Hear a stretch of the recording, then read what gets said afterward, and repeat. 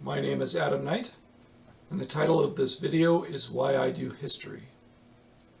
Unlike many of my peers, there's not a single defining moment in my past as to why I chose to pursue the profession of history, at least not until recently.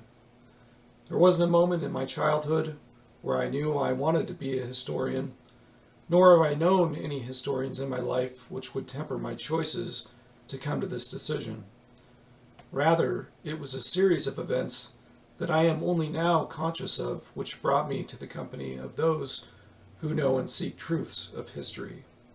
For me, the choice of history is very personal. When I was a young man, not long out of high school, I decided to enlist in the U.S. Coast Guard. I formally swore an oath on the 10th of September 2001.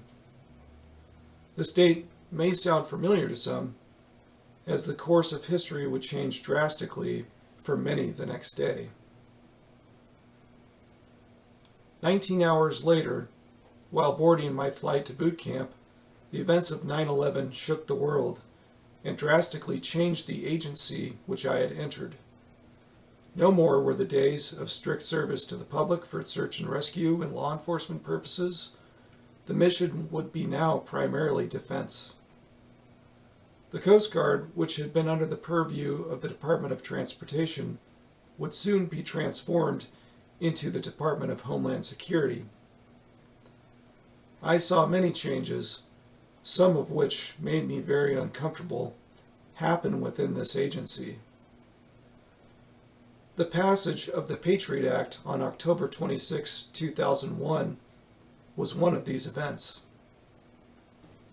In the name of security and safety, many civil liberties would be threatened by this act, but at the time, it seemed a necessary evil. It would only become apparent years later that the implications of this decision would be understood. The new Coast Guard, unyielding in its mission, was relentless in the pursuit of justice and security. 16-hour patrols were not uncommon, with week-long rotations, and it was often the case that the needs of the members would be disregarded in the names of national defense and security. These pressures would mount on crews, not only within the U.S., but for service members all around the world, in what would become known as the Global War on Terror. Eventually something had to give, and unfortunately, it is often the service member that has to do the giving. On March 26, 2003, my best friend and shipmate at my station, Franklin Sadler Smith, would take his own life. This event fractured my life in many ways. At this point, I knew the Department of Homeland Security wasn't something that I wanted to be a part of anymore. There were, of course, many other things of concern happening at this time, which gave me pause for what safety and security really looked like. For years after this event, my life was extraordinarily difficult in the wake of this. I struggled through addiction, homelessness, hopelessness, and despair. I finally decided to go back to school and earn my BA in geography. For me, education brought me wonder again in my life, and it brought me a sense of understanding of events that I didn't have previously. It taught me the value of humanity and empathy. It taught me to think outside myself.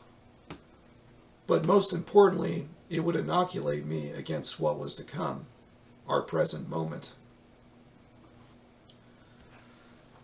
The second election of Donald Trump was a moment that I had feared and dreaded because I knew it would, to some degree or another, mean the degradation of truthful information, as it had in the previous administration.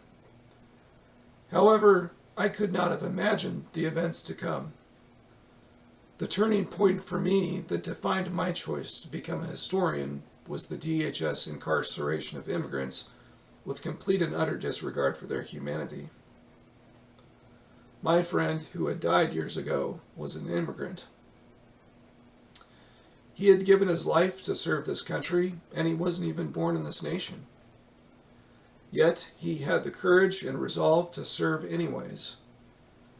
To me, this is what we are as Americans, a nation of immigrants who work for a more perfect union. I knew that whatever would come of the present, I wanted to find myself in the company of those who seek truth, and those who protect the truth as much as they are able. That is, in my view, what a historian does. For many others, it seems the decision to be a historian is almost a given, something they have always known. For me, this is something that I have only known in less than a year. The reason I do history is very simple: to seek the truth, and the desire to share my time with those who seek the truth. Thank you for listening.